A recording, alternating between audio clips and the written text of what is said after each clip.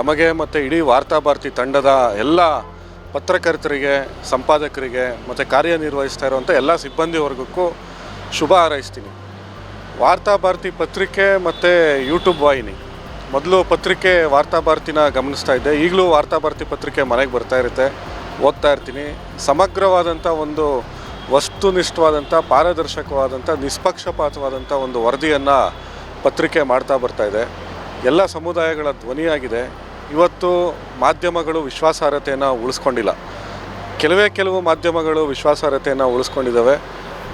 ಮಾಧ್ಯಮದ ಒಂದು ವರದಿಗಾರಿಕೆ ಯಾವ ರೀತಿ ಇರಬೇಕು, ಯಾವ ರೀತಿ ಜನರ ಧ್ವನಿಯಾಗಿರಬೇಕು ಅನ್ನೋದಕ್ಕೆ ಇವತ್ತು ವಾರ್ತಾಭಾರತಿ ಒಂದು ಉದಾಹರಣೆ ಆಗಿದೆ ಅನ್ನೋದಕ್ಕೆ ನಾನು ಹೇಳೋದಕ್ಕೆ ಬಯಸ್ತೀನಿ.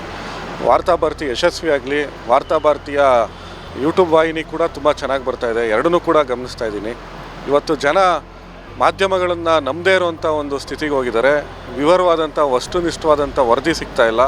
ಅಂಥದ್ರಲ್ಲಿ ವಿಶ್ವಾಸಾರ್ಹತೆ ಉಳಿಸ್ಕೊಂಡು ಒಂದು ವರದಿಯನ್ನು ಮಾಡುವಂಥ ಕೆಲಸವನ್ನು ಇವತ್ತು ವಾರ್ತಾಭಾರತಿ ಮಾಡ್ತಾಯಿದೆ. ವಾರ್ತಾಭಾರತಿಯ ಓದುಗರ ಸಂಖ್ಯೆ ಮತ್ತು ಯೂಟ್ಯೂಬ್ ವಾಹಿನಿಯ ಚಂದಾದಾರರ ಸಂಖ್ಯೆ ಎರಡೂ ಜಾಸ್ತಿ ಆಗಲಿ ಅಂತೇಳಿ ಹಾರೈಸಿ ತಮಗೆ ಶುಭ ಕೋರ್ತೀನಿ.